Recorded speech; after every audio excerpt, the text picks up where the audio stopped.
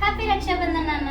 ఏంటమ్మా రాఖీ అంటే అన్నయ్యకో తమ్ముడికో కట్టాలి కానీ నాన్న నాకేంట్రా? అదేంటి నాన్న, రక్షాబంధన్ అనేది అన్నకి తమ్ముడికే కాదు, మనల్ని కంటికి రెప్పలా కాపాడే నాన్నకి కూడా కట్టచ్చు. పట్టు చెయ్యి రాఖీ కడతా.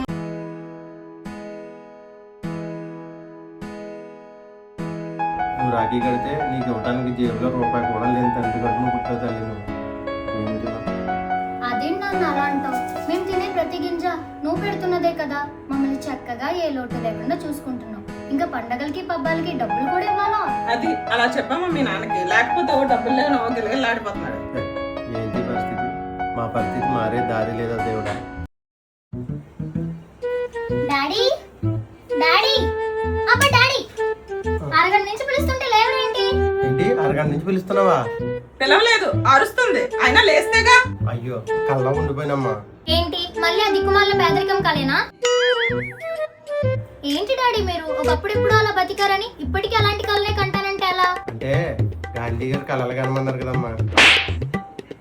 అది కళలు కనమన్నారు, పగటి కళలు కాదు. అయినా అది చెప్పింది గాంధీ గారు కాదు, అబ్దుల్ కలాం గారు. లేవండి, లేచి అమ్మాయికి అక్షింతలు వేయండి, ఏమైనా కొనుక్కోవడానికి డబ్బులు ఇవ్వండి.